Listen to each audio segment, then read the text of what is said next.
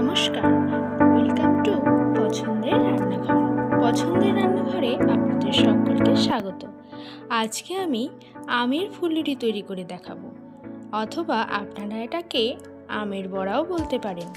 খেতে কিন্তু দারুণ লাগে। আপনারা বাড়িতে একবার তৈরি করে দেখবেন। তৈরি করা কিন্তু একদমই সহজ। সবার প্রথমে আমি এখানে নিয়েছি আটা, আপনারা ময়দাও ব্যবহার করতে পারেন। আর দিয়ে দিলাম পরিমাণ মতো সুজি, দিয়ে দিচ্ছি আমের পাল্প। আমি কিন্তু আমগুলোকে মিক্সারে মিক্সড করে নিয়ে এখানে দিয়ে দিয়েছি। তারপর দিয়ে দিচ্ছি পরিমাণ মতো চিনি। আম যেমন মিষ্টি থাকবে সেই অনুযায়ী চিনি দেওয়ার চেষ্টা করবেন।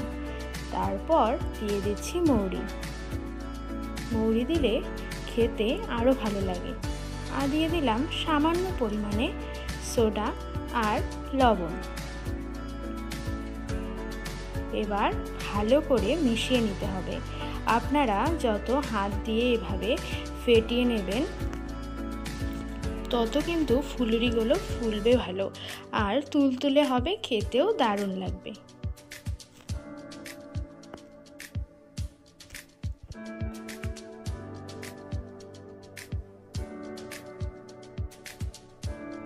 আপনারা অবশ্যই বেশি করে ফেটিয়ে নেওয়ার চেষ্টা করবেন। আমি কিন্তু 4 থেকে 5 মিনিট ঠিক একইভাবে ফেটিয়ে নিয়েছি।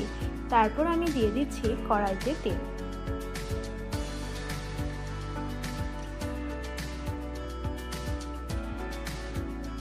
তারপর বড়াগুলোকে আমি ছেড়ে দেব।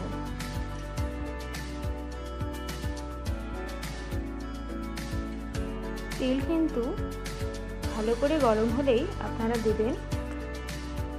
তেল ভালো করে গরম না হলে নিচে লেগে যাওয়ার চান্স থাকে, তাই অবশ্যই আপনারা একবার আগে অল্প বড়াটা দিয়ে দেখবেন তেলটা গরম হয়েছে কিনা। আমি কিন্তু বড়াগুলো দেওয়ার আগে একবার চেক করে নিয়েছি, তো আপনারাও এটা করে দেখবেন।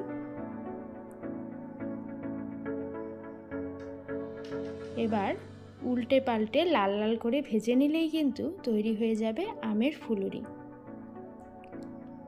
সন্ধেবেলা এই আমের ফুলুরি খেতে তো দারুণ লাগে। এর সাথে যদি চা হয় তাহলে তো আরও দুর্দান্ত লাগবে। আপনারা বাড়িতে অবশ্যই তৈরি করে দেখবেন। আজকের রেসিপি আপনাদের কেমন লাগলো অবশ্যই কমেন্ট করে জানাবেন। আর রেসিপিটি যদি আপনাদের ভালো লেগে থাকে তাহলে লাইক শেয়ার করে সহযোগিতা করতে ভুলবেন না। দেখুন আমের ফুলুরিগুলো কত নরম তুলতুলে হয়েছে।